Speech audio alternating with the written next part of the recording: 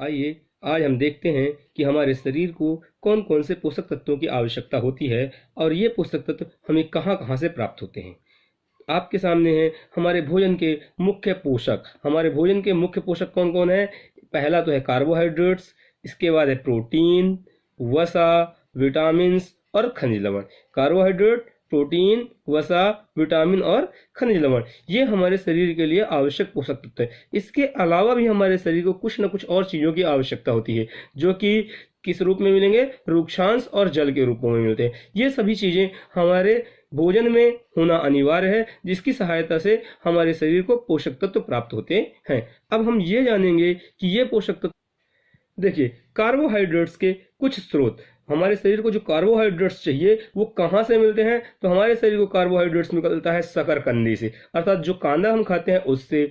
आलू, गन्ना, पपीता, तरबूज, आम, मक्का, बाजरा, चावल, गेहूं आदि, इन सब चीज़ों से हमारे शरीर को क्या प्राप्त होता है? कार्बोहाइड्रेट्स। ये हमारे शरीर के लिए अति आवश्यक हैं। इसके बाद हम देखते हैं कि हमें वसा किसमें से प्राप्त होता है या किन किन चीज़ों से हमें वसा मिलता है। तो तिल, जिसका अपन लड्डू खाते हैं, इसके बाद गिरी, जिसको हम बादाम कहते हैं, मूंगफली, ठीक है। फिर ये जो तेल होते हैं, सरसों का तेल, सोयाबीन का तेल, नारियल का तेल, सूरजमुखी का तेल, इन सब तेलों की सहायता से हमारे शरीर को वसा अर्थात फैट की प्राप्ति होती है, जो हमारे शरीर में कभी कभी पेट में चर्बी के रूप में भी एकत्रित हो जाता है।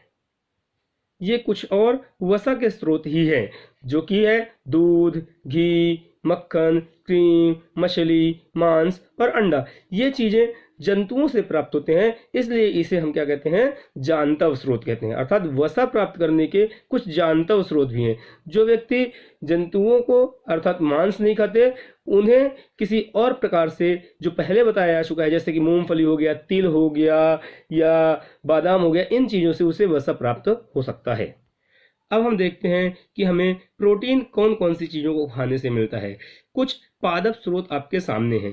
पादप अर्थात जो चीज़ पौधों से प्राप्त होते हैं वो पादप स्रोत कहलाते हैं। कौन कौन सी चीज़ें हैं जिनको खाने से हमें प्रोटीन मिलता है?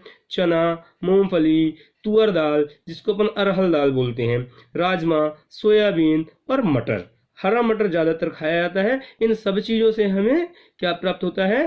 प्रोटीन मिलता है। इसके अतिरिक्त कुछ जानतव स्रोत भी हैं, जो कि किस रूप में पाए जाते हैं? देखिए, जो कि मांस, मछली, दूध, पनीर और अंडा। पनीर तो सब लोग ही खाते हैं, है ना। इसके अलावा अंडा भी सब लोग, लगभग सब लोग खाते हैं। दूध लगभग सभी लोग पीते हैं। इन चीज़ों से हमारे शरीर को प्रोटीन प्राप्त होता है। ये पादप और जंतु स्रोत हैं। अब हम देखते हैं कि हमें विटामिन ए किन किन चीज़ों को खाने से मिलता है। गाजर, पपीता, आम अर्थात पका हुआ आम, गाजर, पपीता, मछली का तेल और दूध, इन सब चीज़ों से हमें विटामिन ए प्राप्त होता है, जो कि हमारे आँखों के लिए अति आवश्यक। विटामिन बी के लिए कौन कौन सी चीज़ें चाहिए? गेहूं, चावल और यकृत। गेहूं चावल तो हर व्यक्ति खाता है, इसलिए हमारे शरीर में विटामिन बी पर्याप्त मात्रा में रहता है।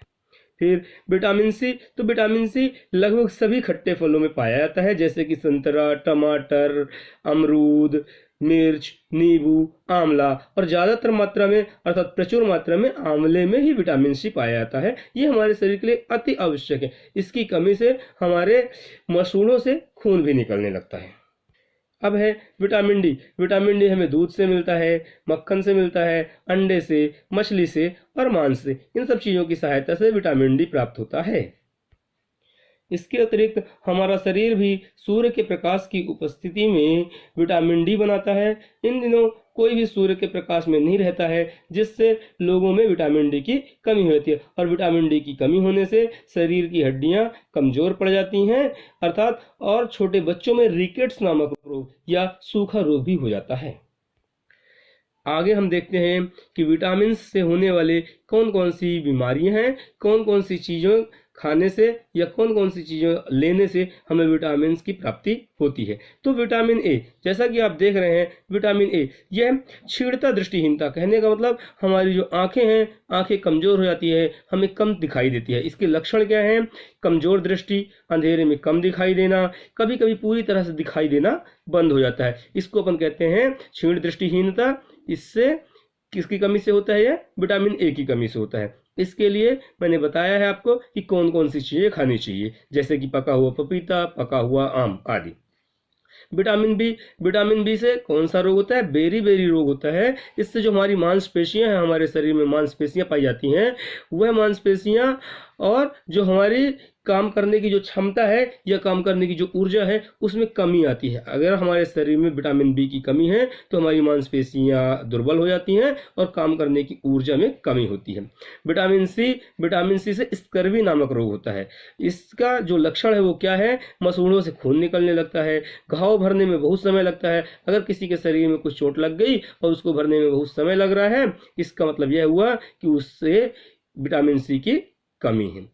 अब देखते हैं अपन विटामिन डी के लिए। तो जो विटामिन डी होता है, विटामिन डी की कमी से रिकेट्स नामक रोग होता है, जो कि छोटे बच्चों में होता है। इससे अस्थियां मुलायम पड़ जाती हैं और मुड़ जाती हैं, रिकेट्स नामक। और जो छोटे बच्चों में होता है उसे अपन सूखा रोग कहते हैं। यही चीज है कैल्शियम की कमी से। कैल्शियम की कमी से दंत क्षय भी होता है, दांतों का गिरना और अस्थियां भी कमजोर हो जाना। ठीक है, कमजोर अस्थियां और दंत क्षय।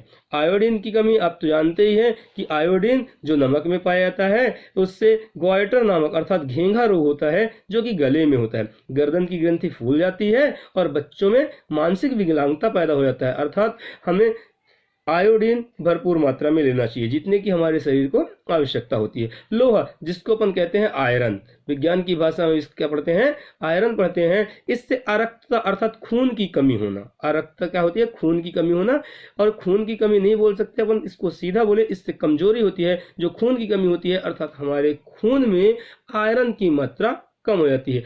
आजकल कैसे कैसे अपन बर्तन, लोहे के बर्तन छोड़कर स्टील के बर्तन या स्टेनलेस स्टील के बर्तन या एल्यूमिनियम के बर्तन उपयोग करते हैं। पहले लोहे के बर्तन में खाने पकाए जाते थे, इसलिए हमारे शरीर में आयरन की कमी नहीं होती थी। इस प्रकार के और वीडियोस पाने के लिए मेरे चैनल को लाइक एंड सब्सक्राइब करें एंड शेयर करें। Thank you.